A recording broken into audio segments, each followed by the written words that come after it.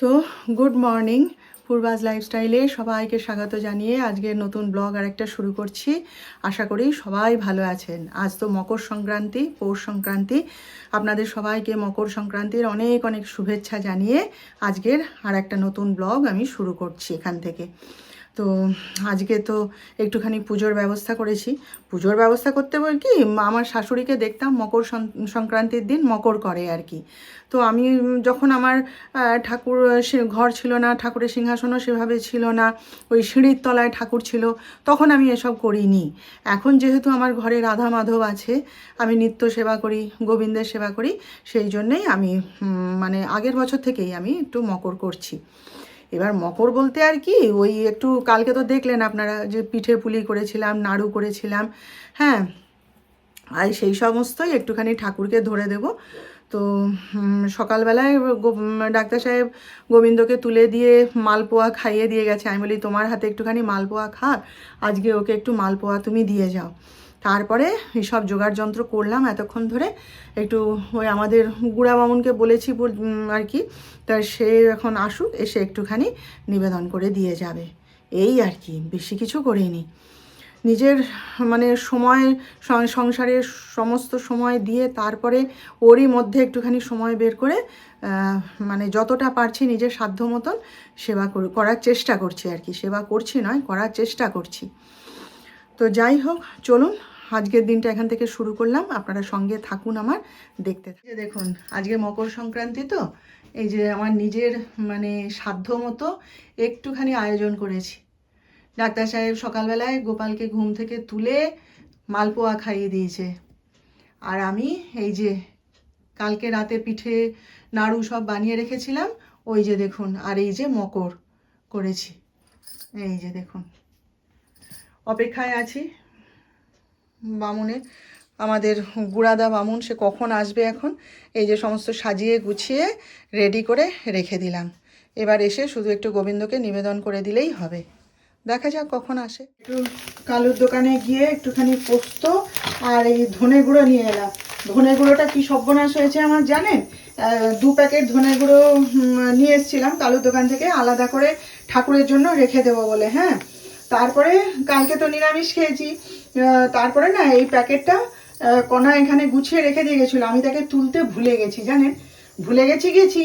সকালবেলায় উঠে দেখি সে প্যাকেটে অত এরকম 1 প্যাকেট ধনে গুঁড়ো, জানেন তো, দেখি এইখানটা একটা মস্ত বড় মানে গর্ত করে দিয়েছে, দিয়ে চারিদিকে গোটা রান্নাঘর মানে হয়ে রয়েছে, ধনে গুঁড়ো ছিটে রয়েছে জানেন।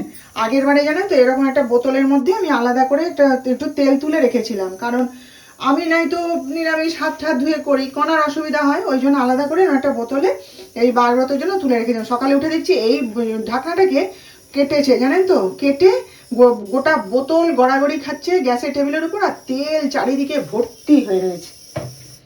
তো ওই রকম আজকে এরকম করে দিয়েছে জানেন।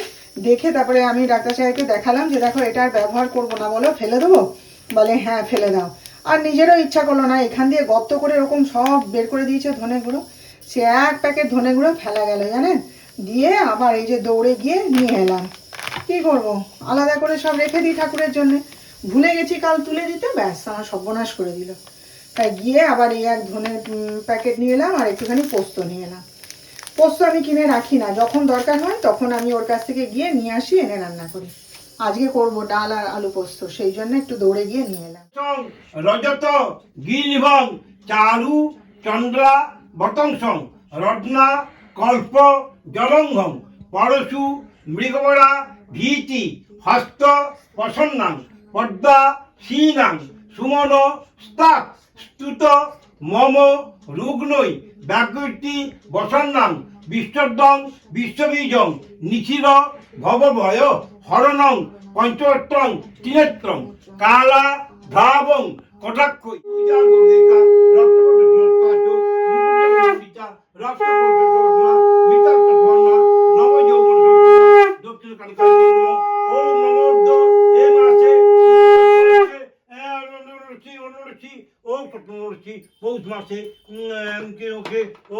আর কিছু জল খাবার করার সময় পাইনি, ওই জন্য এই যে দেখুন একটুখানি চিড়ে ভাজা এই নারকোল চানাচুর আর মটরশুঁটি দিয়ে মাখিয়ে নিলাম তেল দিয়ে, আর এই যে 1 কাপ চা করে নিয়েছি, ব্যাস এই দিয়ে খেয়ে নেবো আজকে।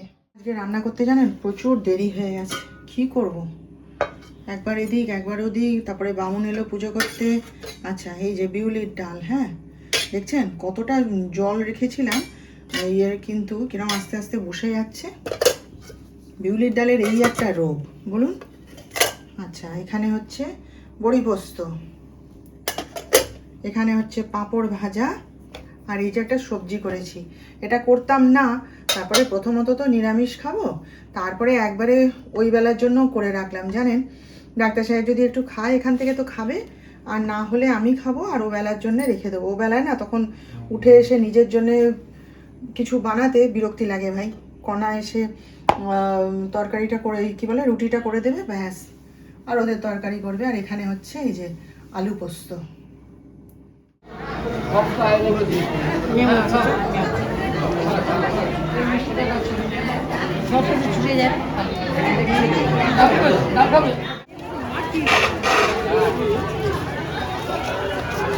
বছরে ভর্তি হবে।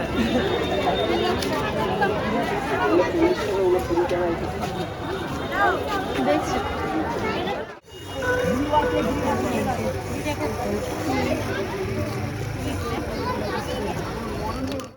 কি দাম গো?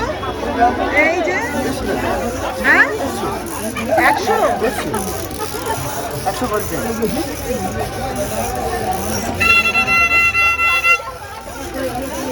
আর এই লোকনাথ বাবাটা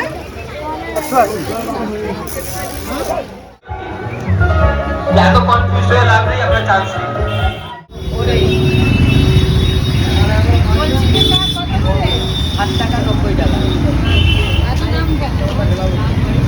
হ্যালো, হ্যাঁ তুই ফোন করে কথা বলে বল আমাকে।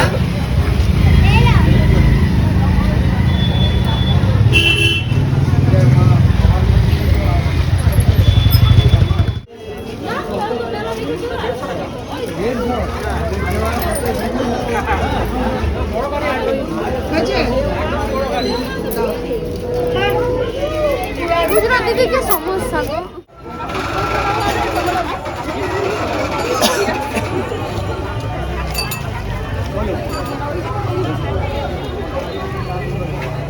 আজকে হচ্ছে কথা ছিল দুপুরবেলায় ডাক্তার সাহেব যখন খেতে আসবে তখন আমরা দুজনে একটু ওই বারুণীর মেলা দেখতে যাব।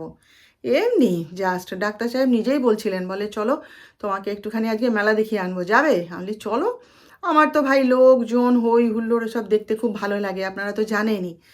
তো তারপরে এই 5টার সময় খেতে এসছে, এসে এখানে ফোন মানে যাও ঘরে ঢুকেছে আর ফোন এসছে আমাদের এখানে নিমতৌড়িতে ওই ট্রাকে করে নার্সিংহোমেরই জিনিস আসছে আর কি। ব্যাস সে যে কী দিয়ে ভাত খেলো, কী খেলো, কতটা ভাত খেলো আর তার মাথায় নেই। কোনো রকমে মানে গিলে আর কি, খেয়ে নয়, কোনো রকমে গিলে একদম সে দৌড় মারলো। তারপরে তো ঘরে শুয়ে আছি, তারপরে যিশু এলো, এসে বলে মা চলো একটুখানি ঘুরে আসি, ঘরে বসে কী বা করবো, চলো যাই, দুজনে হাঁটতে হাঁটতে যাই, গিয়ে একটুখানি মেলা দেখে ঘুরে চলে আসি। আমি চ বলে তাই এই যে চুড়িদারটা গলিয়ে নিয়ে গেছিলাম। সে মেলায় কি আর ঢোকা যায়? মানে সে এমনিতেই মেছো বাজারে এই টাইমটাতে প্রচণ্ড ভিড় হয়, গাড়ি ঘোড়া যত মানে বোধহয় তমলুক শহরের উপর যত গাড়ি ঘোড়া আছে সব ওখান দিয়ে যাতায়াত করে। হ্যাঁ, এবারে তার উপরে ওই রকম ভিড়, মানে সে যে কত লোক তার কোনো ঠিক নেই। গ্রাম্য মেলা তো, আর ভিড় ভিড়। আলি চ, তাও আমরা পুরো মেলাটার মানে ভেতরে আমরা ঢুকিনি, কারণ সেখানে আরও ভিড়। অর্ধেকটা দেখে আমি বলি চ বাড়ি চ, আর পারছি না বলে চলে এসেছি। তারপরে সময়ও হয়ে যাচ্ছিলো, দেরি হয়ে গেছে। এসে তো দেখছি কণা বাইরে পায়চারি করছে, তাড়াতাড়ি ওকে জোগাড় করে দিয়ে এলাম। দিয়ে এসে আজকে আর রান্না করার মতো কিছু নেই, ওবেলার তরকারি টরকারি সবই আছে। ওই যিশু একটু আলু ভাজা খাবে বললো রুটি দিয়ে, তাই একটু আলু ভাজা আর আমাদের রুটিগুলো করে দিলেই হয়ে যাবে। দিয়ে তারপরে এই বাড়ি এসে ঢুকে একটু বসেছি আর কি। তাই যিশুকে বলছি, দেখ হাঁটুতে এত ব্যথা, হ্যাঁ মাঝে মাঝে হাঁটতে হাঁটতে হাঁটুটার মধ্যে না ক্যাচ করে লাগছে, তবু দেখ আমি নি ক্যাপটা পরে নিয়ে তোর সঙ্গে হাঁটতে হাঁটতে গেলাম অত দূর, গিয়ে পুরো মেলাটা ঘুরলাম, ঘুরে আবার দেখ দুজনে গল্প করতে করতে হাঁটতে হাঁটতে চলে এলাম বাড়ি। বলে হ্যাঁ তোমার অশেষ এনার্জি, তুমি পারো বটে কিছু। হ্যাঁ, আর দিয়ে এই একটু ঘোরা হলো আর কি। আর কি করব, কিছু কিনিনি, কারণ কেনার মতো কিছু নেই। ওখানে যা পাওয়া যায় সে সবই আমাদের বাজারে পাওয়া যায় দরকার হলে। ওই একটু দেখা আর কি, গ্রাম্য মেলা। আর মেলা ওই তো বললাম, লোকজন ভিড় ভাট্টা ভালো লাগে দেখতে, তাই গেলাম। সবাই সেজে গুজে ঘুরে বেড়াচ্ছে, কেনাকাটা করছে। হ্যাঁ, ওই নেড়ে চেড়ে একটু এটা কত দাম, ওটা কত দাম, সেটা কত দাম, এইসব দেখে ঠেকে নিয়ে চলে এসেছি। তো চলুন এবারে সন্ধ্যা দেখাই আর কি। নিত্য কাজ তো আছেই, সন্ধ্যা দেখাই। তারপরে ওই যে বনাই যেটা, সেটা বাঁধা হয়নি ওবেলা, সেটা বাঁধবো, এইসব করি। পরে আবার আপনাদের সঙ্গে কথা বলছি।